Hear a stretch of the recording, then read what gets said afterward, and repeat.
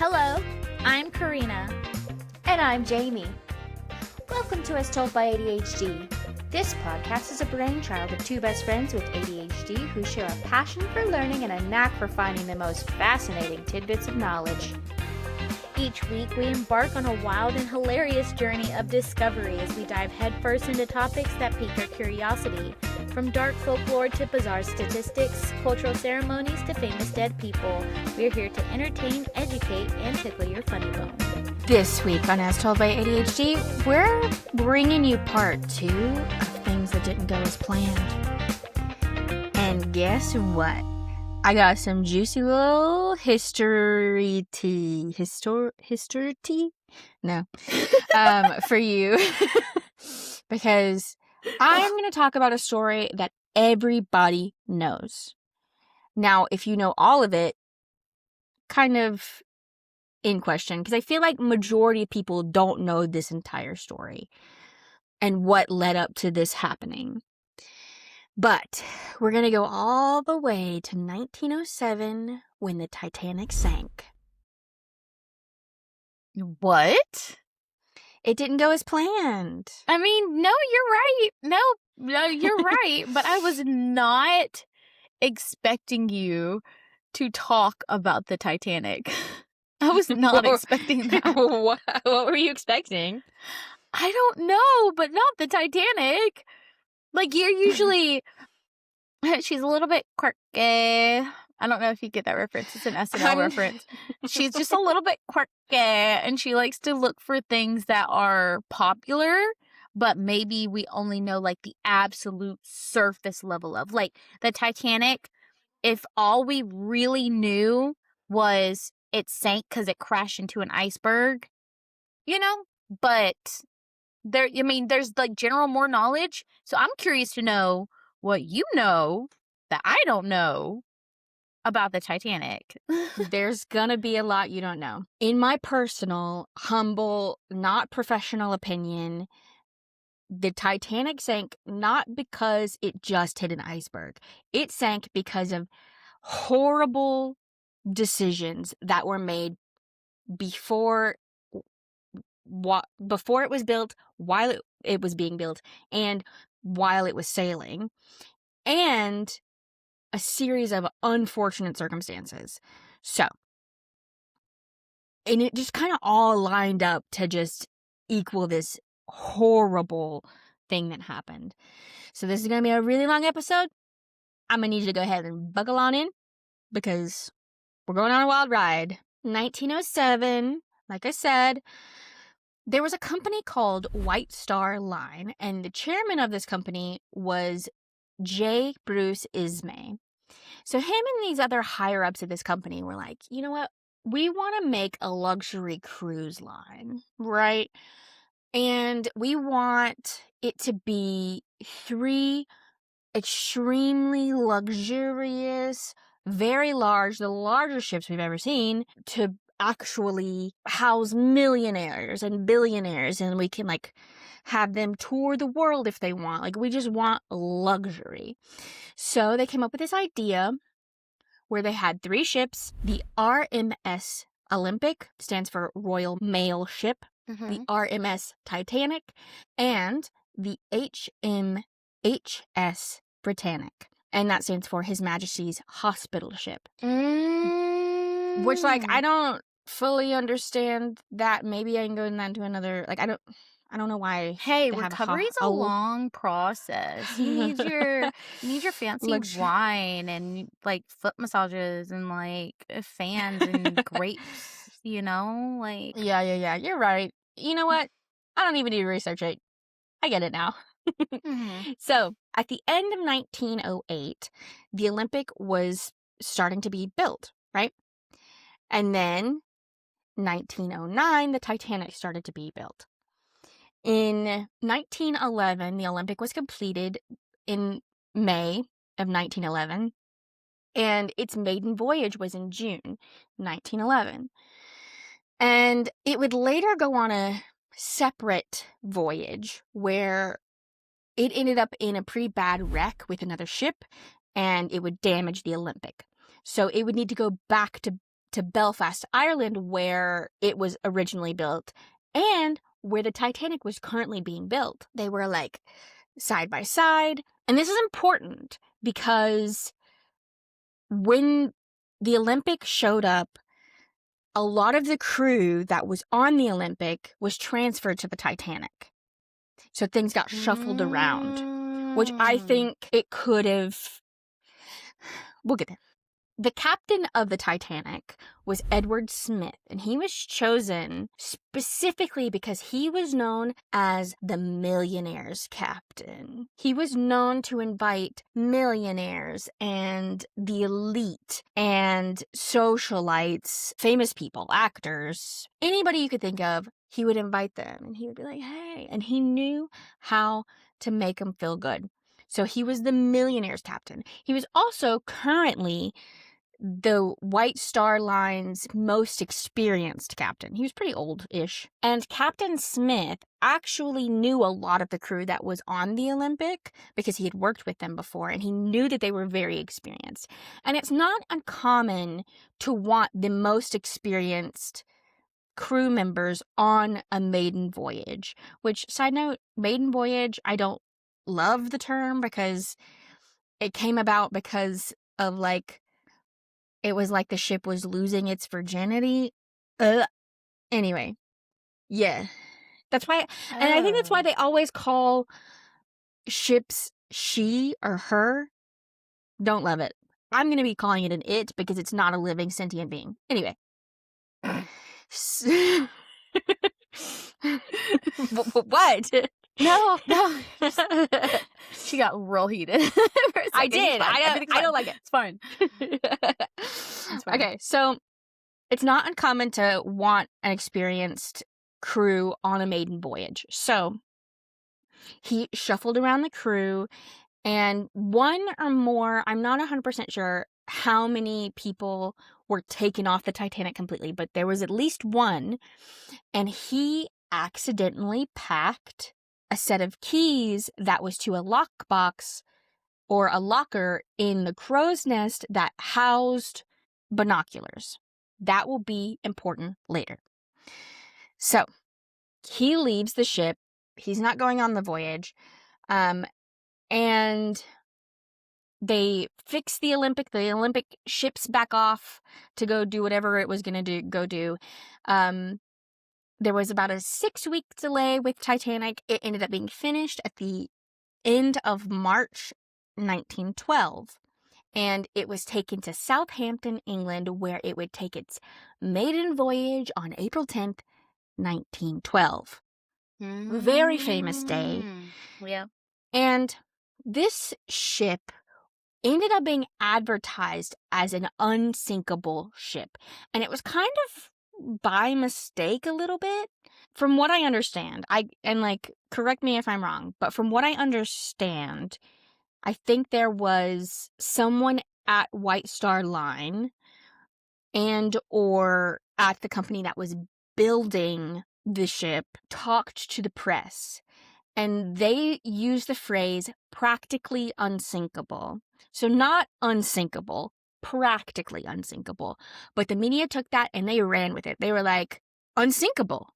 This ship is unsinkable. It's the safest ship in the world. This is before regulation of clickbait titles when it comes to like news like this. Mm-hmm. So, and the reason why it was kind of nobody stopped them from saying it was unsinkable because there was like new state-of-the-art technology on the ship. Like there was different types of, so the mechanism that housed the lifeboats, it was a new crank mechanism, and it would lower down instead of having to use a pulley to lower it down. Also, there was some other things with the way that it was being built that they were they would do a double steel plated outside, right? And they were like, can't sink, blah, blah, blah. So fucking ran with it. And the ship ended up holding people from all walks of life. So we had the rich elite, which most people think that that's all it was. It wasn't just those types of people. There was it was actually pretty welcoming to everybody. They were like, hey, anybody come in? Like, because they needed people to fill the lower class stuff, right? And people who were buying lower class tickets were doing so not to have a luxury cruise, but because they wanted to immigrate to the US. So they would pack up their lives, go on the ship, and they were going to the US to start a new life. I completely forgot about that part. God, I didn't hear anything like that. Like, I remember seeing a documentary on, was it National Geographic or was it History? I think it might have been History Channel, because that's when it was History has a poppin' when I was young. Yeah. Yeah. History Channel has like 6 or 7 hour-and-a-half long documentaries. Yeah. So, it was History Channel then. I completely forgot about that point. This ship would be making 3 stops after departing.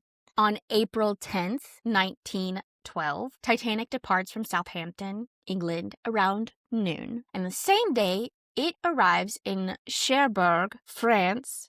I think I said that wrong. And they picked up some more passengers. They arrived around 6:30 in France, and they left around 8:10 p.m. Then they went to Queenstown, Ireland, which I don't think that town exists anymore. I think it's named something else now. But they arrived in Queenstown, Ireland, April 11th, 1912, and more passengers boarded. And they arrived around like 11:30 a.m.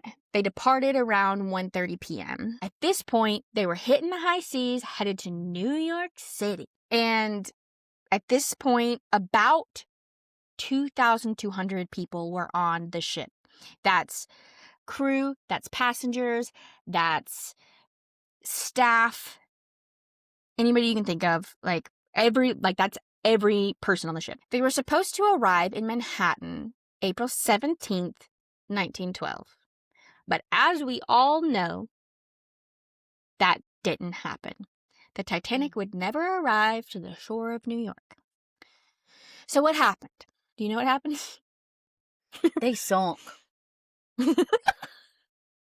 Yeah. The end. I'm kidding. Okay. It's not funny. A lot of people died. So, to answer the question, what happened, we need to go back to when the Titanic was being built. The first thing to note is at the time, the standard for these types of ships were to have steel rivets, which are like, do you know what a rivet is? Mm-hmm. I do, but the audience probably doesn't. So the audience might not. Okay. So Yeah. it's like, I don't know how to describe it. It's like a steel thing, and then it's got like 2 heads on either side, and it holds things together. And you put it on there while it's hot. That's all you need to know. And you go, ting, ting, ting, and it's hot. I didn't... I know what a rivet is, but I don't know how to explain it to people. Anyway. So when forging, you have like this this nail that's like slightly bigger than the hole, but since it's hot, you can still like kind of get it into position to where you need it if you needed to hold something together. And then you would hammer or press or compress the outsides of it to hold it there. Yeah, and then you it get dries and it's really, really hard. So you can't take it She apart. said. And it's welded there pretty much because you did it when it was hot. Hot. Okay. You get it. I know what Okay. a rivet is. So, in the early 2000s, there were rivets that were recovered from the sunken ship, and they were brought to see what they were made of. And they weren't made of steel. They were made of wrought iron. And wrought iron is a type of iron that was commonly used before steel, but it was mostly made of iron. But it contained small amounts of leftover impurities from the smelting process, and that's called slag. So, and there's like different grades of like wrought iron, and these impurities would make the metal weaker. Is that Yeah. mistake number 1? Is that like officially like mistake number 1? In my opinion. Okay. In my opinion, it is. The scientists that discovered this wanted to know how this happened. Was it an accident? Did like rivets get switched around? Like were they supposed to be used for something else? Or did they do this on purpose to save money? It's not necessarily a red flag to use wrought iron because, like I said, there's different grades. There's wrought iron number 4, and it's almost as strong as steel. So it's not necessarily a bad thing to use wrought iron number 4. Number 3, however, is significantly weaker because it has more slag in it, creating more impurities, making it weaker. So, the company bought number 3, not number 4. Most likely to save money. Yeah, but that's like if the ship doesn't sink, you're going to be repaid tenfold. Right. Because everybody's going to be on your ship. It's called an investment for a reason. That's all I'm saying. Right. The second thing to know is that, I don't know if you know how ships are built, but they usually, with a double-hulled ship, it's like you have the boat and then you have a shell around it. And in the shell, there are these bulkheads. So watertight bulkheads are basically these watertight compartments that have walls in between each compartment. The wall doesn't go all the way up because think about an ice tray. You put water in it and you can like tilt it and the water goes down. It's to keep it from filling up too fast, basically. So it's a safety precaution for Yeah. like damage to the boat. Yes. That's exactly what it is. However, the bulkheads were not quite built to regulation. So the first bulkhead it went to the height that it was supposed to be. But in the design process, they lowered the bulkheads on all of the other compartments to have more room and more space for passengers on top.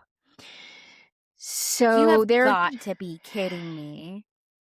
No, I'm not. So they cheap out to charge people more or charge more people. Well, it wasn't to like make more rooms. It was to like give them more recreational space. So that's why they did that. And the reason why they made that first bulkhead to standard, to regulation, was because they assumed that if they were to hit anything, it would be head on. So it would hold the most water. So now we have rivets that aren't as strong as they should be. Bulkheads aren't as high as they should be. The last thing to know about the building process is that originally the Titanic had 48 lifeboats before they set sail on their maiden voyage.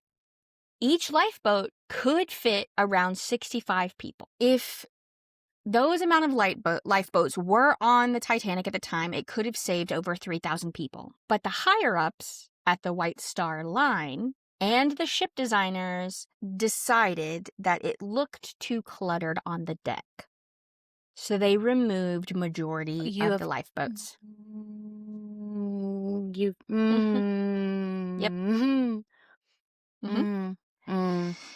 And it left only 20 lifeboats. I think 16 of which were the full lifeboats, and then there were a couple of other, like, smaller lifeboats.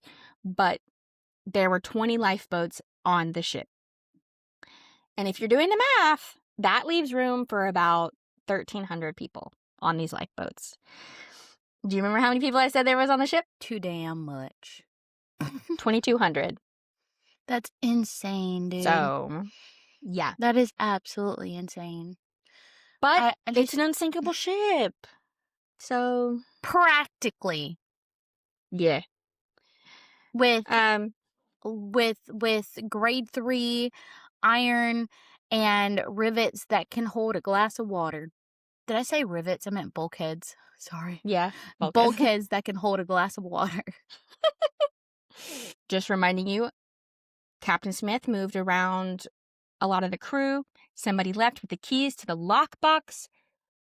locker that held the binoculars for the crow's nest. And yes, there were other binoculars on the ship, but they were in their designated spots.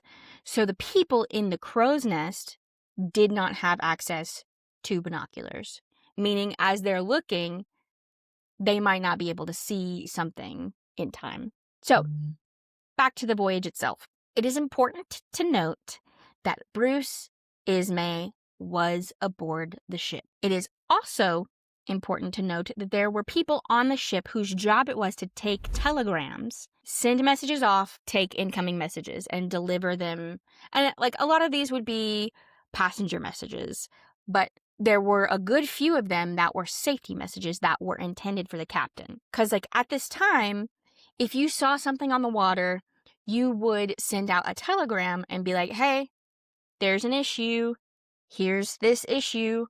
And your captain should theoretically take that into consideration and adjust accordingly. Right. Absolutely. Should. Otherwise, everybody was having a great time. And everybody was partying. And there was a lifeboat drill, but it got canceled. Why? We don't know. We have no idea why that got canceled. Because they were partying. They were having a good time. Probably. I don't know. And it was Captain Smith's order that it was canceled. We do not know why he did this. Maybe it's because they realized there was not enough boats, really. I don't People know. really didn't want to. No, it would cause an uproar because I remember there were like there was different classes of people. Like they didn't discriminate too much, but they kind of did a little bit. And I know that it would cause like an uproar. Like, I'm never be on this thing again if I have to sit like blah blah blah. Where's the first class boats and blah blah blah blah blah blah blah. Right. At some point, the ship got a little lost and possibly veered off course. And we say this because the remains of the ship were found not where it was originally said it should have been. Let's talk about the ice warnings. So the telegram people, not telegraph, the people who were in charge of the wireless telegrams, they would receive ice warnings, several of them, the entire trip. So the first one came in April 12th at 7:10 p.m. And it was from a French liner called La Reine. I don't know if I said that right. And this message was taken to the bridge and delivered to the captain. But this wasn't too much cause for alarm because where the ice was said to be wasn't anywhere near them at that point. And it was really common this time of year to get ice warnings. They would receive several warnings throughout their journey. And some would make it to the captain and some wouldn't. Why? We're not 100% sure. We believe because the people who had the wireless, they didn't work for the ship. They worked for a separate company that made the wireless, and they would sometimes prioritize taking passenger messages because that's where they were getting most of their money. Yeah, so that's what I think happened, but we don't know for sure. The day of April 14th, the day the ship sank, there were 6 ice warnings that came in. The first one was at 9 a.m. The RMS Karena was a British ship, and they warned about icebergs, growlers, and a field of ice in the area. And growlers are like smaller icebergs, almost, I think. Okay. It's just like a form of ice. Approximately 1:42 p.m., RMS Baltic, which is also a British ship, reported passing icebergs and a field of ice. They didn't come in direct contact with this field of ice, but they relayed that message from another ship. Okay. This message actually reached the captain. The captain showed J. Bruce Ismay, and Ismay pocketed the message. Suspicious to me, but we know that to be true because later in, like, once everything happened, all the survivors would go back to Britain and testify in a trial. And this was testified. Bruce Ismay, he denied having anything to do with the ship's speed or anything to do with them ignoring the messages. Just want to put that out there. So, How did they know that he pocketed it? Like, enough to, like, go to court 'cause- and, like, testify that he did? okay, so when we get to the part of when the lifeboats start going out, so how it would work is they would fill it with people and 2 crew members from the ship would get in to, like, row it. And Okay. those crew members were in the room when they saw that happen. But, like, there were, like, a bunch of boats, and so a bunch of crew members ended up surviving because they were rowing the boats. So around 1:45 p.m., the SS America, a German ship, reported having passed 2 large icebergs. And we aren't sure if this one made it to the captain. We're pretty confident it didn't. Or if it did, it was never noted anywhere. At 7:30 p.m., the SS Californian warned of heavy ice and packed ice. This was not fully relayed to the telegram people. It ended up getting interrupted. I don't know by what. Okay. So it was an incomplete message, so I don't think it made it to the captain. So 9:40 p.m., the SS Mezaba reported heavy pack ice and large iceberg directly in the Titanic's path. It is believed that the captain never got this message. At 11 p.m., the Californian called back out and reported that they had stopped for the night and they were surrounded by ice. So basically saying, this is a very dangerous spot. You need to slow down if you're going to keep going. The Titanic's wireless operator messaged them back, said, shut up, I'm working Cape Race, keep out. Because he was working on relaying passenger messages. So he kept getting interrupted because of the ice warnings. Yeah. So, and there were 2 operators, I believe, because they had to, like, have a night shift and a day shift. I don't know which one was the one that sent this message. So later on, one of them ended up surviving because he was pulled out of the water, but the other one didn't. And I don't know which one is which. Okay. And then the one, I think it was the one that didn't send this. The one that did send this message, I think he passed away because the other one testified in the trial.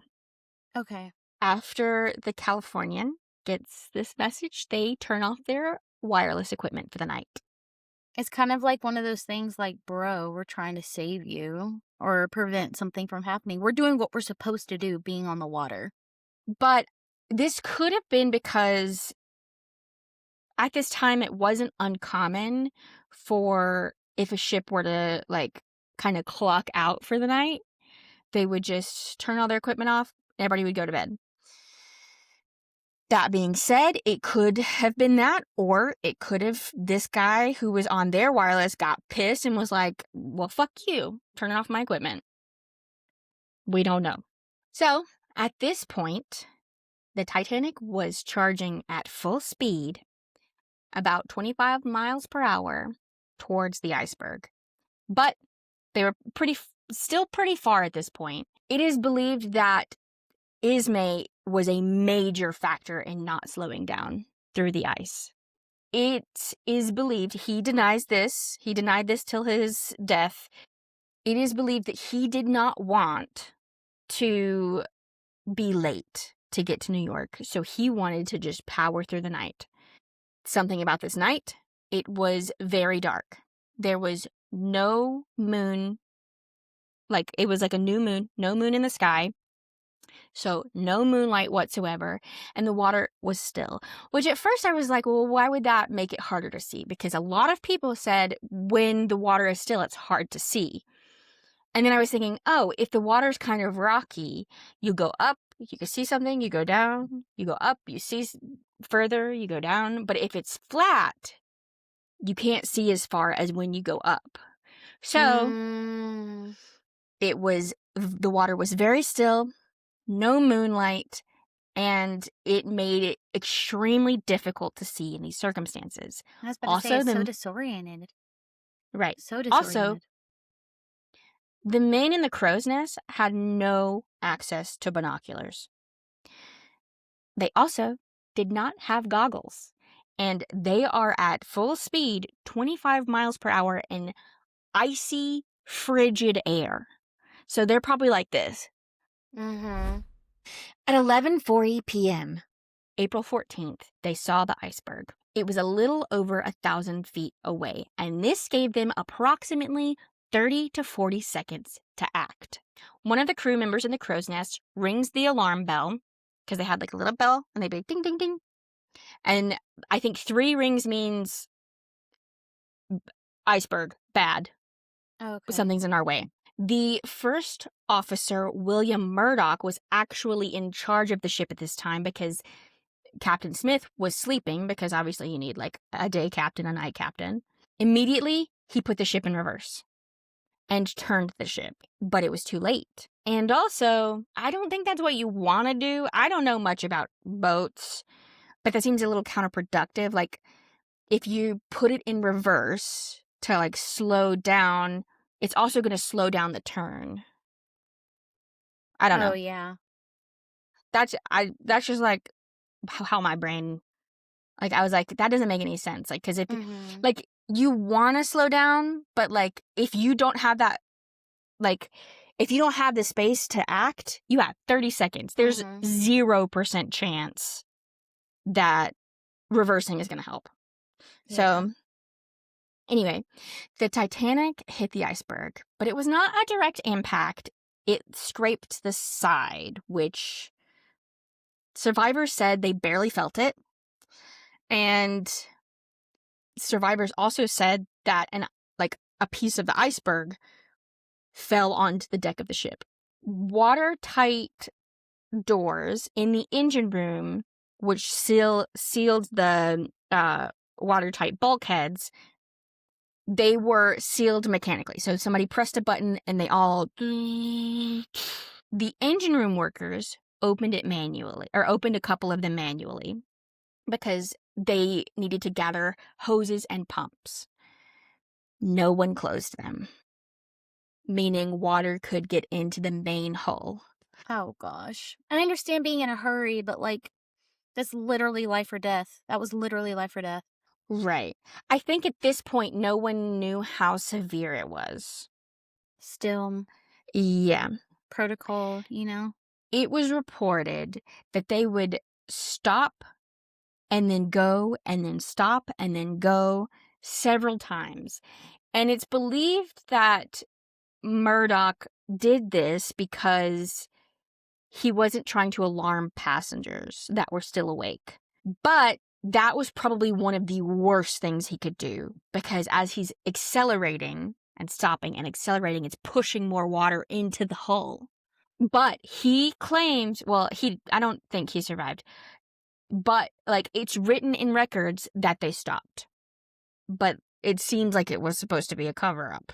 So obviously, somebody woke up the captain, and he woke up and was like, okay, let me assess the situation. He sent one of the people who designed the ship down into the boiler rooms to assess what was going on.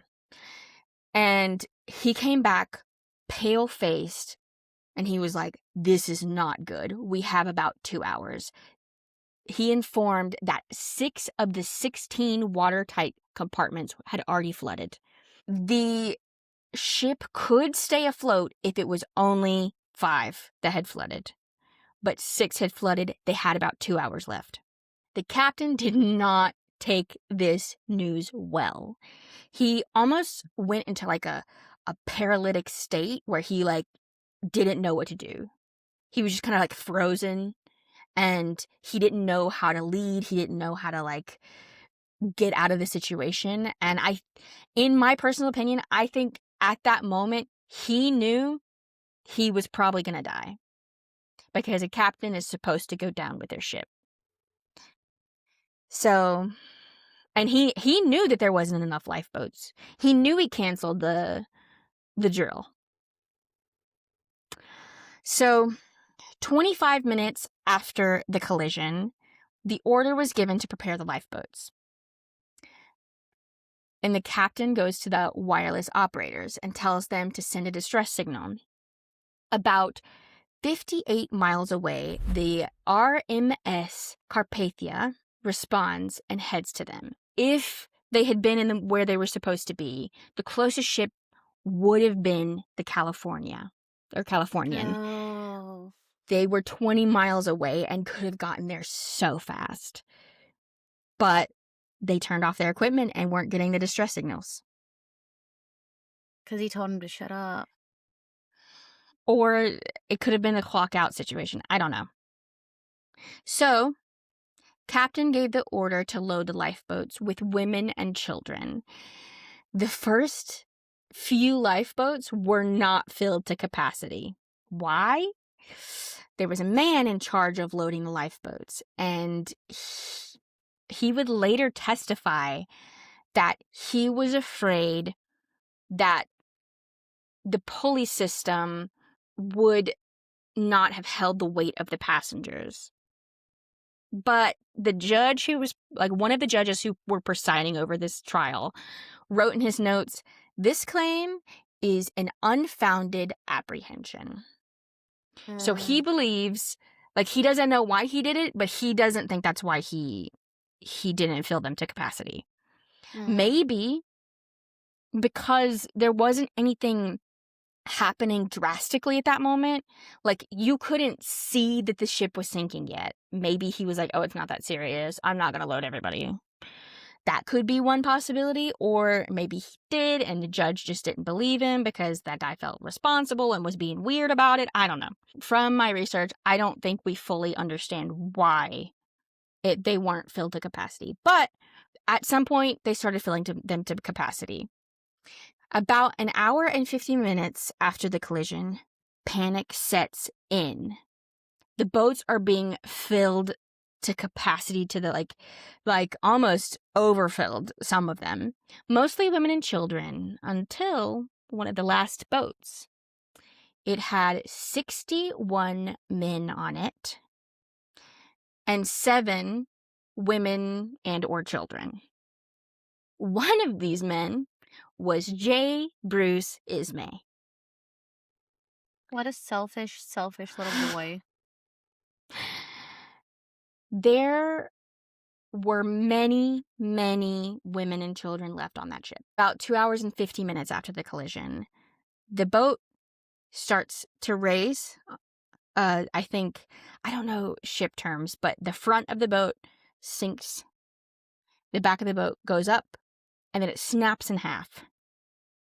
And people who were already on the lifeboats said that there were just screams because people were falling like dozens of feet from the air, falling into the ice cold water. And there was one woman who would later report that it wasn't the screams that were unsettling, it was the silence that came after. Because most of the people died on impact or died within minutes of hitting the icy water because the water was too cold and hypothermia set in quick. Yeah, it was like with panic too, yeah. It was said that Captain Smith, about 30 minutes before the ship fully sank, he locked himself in his chambers and was never seen again. So he knew he was going to die, and he was fully aware of the situation, and he was like, well, this is it. There's nothing else I can do. Approximately 1,500 people died that night. 40 people ended up getting pulled out of the water and onto the lifeboats and survived. The Carpathia ended up arriving not because they ended up, like, they got the coordinates, right? Mm-hmm. And then they went to the coordinates, but they weren't going to be there. But they had a bunch of flares, and all the lifeboats were setting flares off. So they saw the flares and was like, we got to go there. When the Carpathia arrived, he turned to one of the crew members and was like, where's the Titanic? And he was like, she's underwater. She's gone. So, what went wrong? So many things. So many things. One of these things, if it had gone differently, could have saved thousands of lives. Or maybe none of them. Like, if they had all of these, maybe it was fate. We don't know. But from the wrought iron rivets, the shortened bulkheads, the removed lifeboats, no access to the binoculars in the crow's nest, the ignored ice warnings, the possible fact that Ismay pressured the captain to keep moving at full speed, the watertight doors were left open, the captain not being able to lead properly, the lifeboats not being filled at capacity at the beginning, and the Californian turning off their wireless. Those are all the things that either could have saved people, or, like, if it had been slightly different, if 1, 2, 3, even 4 of these things had been different, Titanic might not have sank. So, that's the Titanic. What do you think? It's not a love story. Not a love story. Luckily, that was in fact dramatized. Luckily, Jack and Rose aren't real, so they didn't die. Yeah. Because they never Rose survived in the story, but Jack let go. I'm gonna tell you a secret. I've never seen the Titanic. What? Nor do I want to. I don't like tragic love stories. They make me sad, and I don't want to cry. I watched So it when I'm I not was gonna a watch kid, and I cried. There's 2 movies that I probably shouldn't have watched as a child. Titanic is one of them, and one that literally traumatized me to my core because of just how heartbreaking it was. It was that one that has that movie about Pearl Harbor. What's it called? Is it just called Pearl Harbor? Oh, okay. Yeah. Sorry. Yeah. Pearl Harbor. I watched Pearl Harbor when I was I was like a freshman or like 8th grade, freshman in high school. And I watched it in my brother's room, and I cried so hard. I ran to my mom, and I was like, Mama! And so she was like, you're not allowed to watch that movie again. So that was me with A Walk to Remember. That movie messed me up, and like that movie is the reason why I don't watch tragic love stories anymore. Because I was like on the floor sobbing. I watched A Walk to Remember when I was a little bit younger, like even younger than when I watched Pearl Harbor and Titanic. So I didn't really understand. Like, I remember it, but I didn't really like understand the falling in love process and the breaking hearts process and like all that stuff. I didn't when I was like middle school and high school either, but like there's more of like your brain can just process, Right. context clues a little bit better. Yeah. That one really messed me up, and like I just was not okay. And so I have not seen The Notebook, nor will I. I've not seen Titanic, nor will I. And I try to stay away from Shakespeare plays that do the same thing. You gotta No, I don't you want just have to experience the classics. Listen, why? Why? Because if we get 150,000 likes on this video, 150,000 likes? yeah, Yeah. That's Then- a hefty bargain. Then I will sit down. We will record my reaction to me watching the Titanic in the Notebook. 150,000 likes. Okay. That's not gonna happen.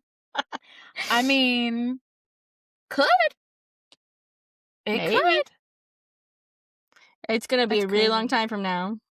I should give a time limit. Within the next 4 years.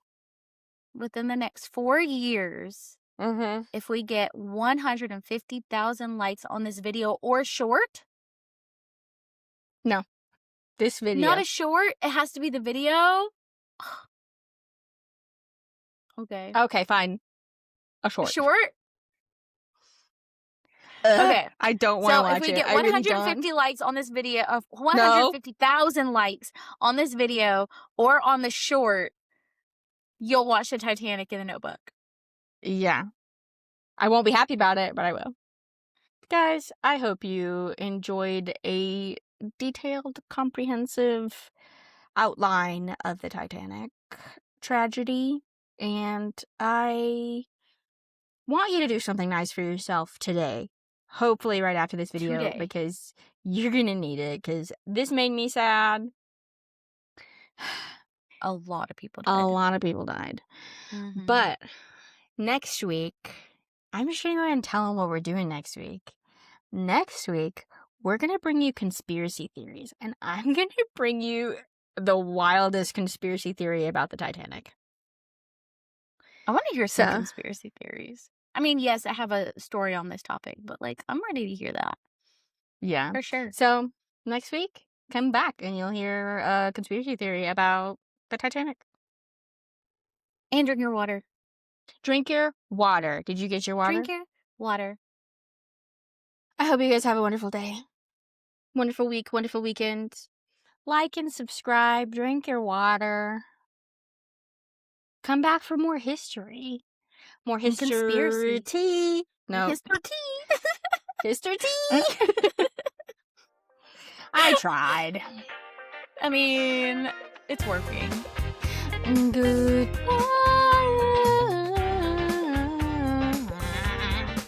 Don't worry about it. Oh. Okay.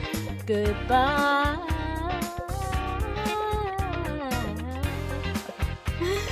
Beautiful. Goodbye, guys. Let me get out of here. I'm cringing. Bye.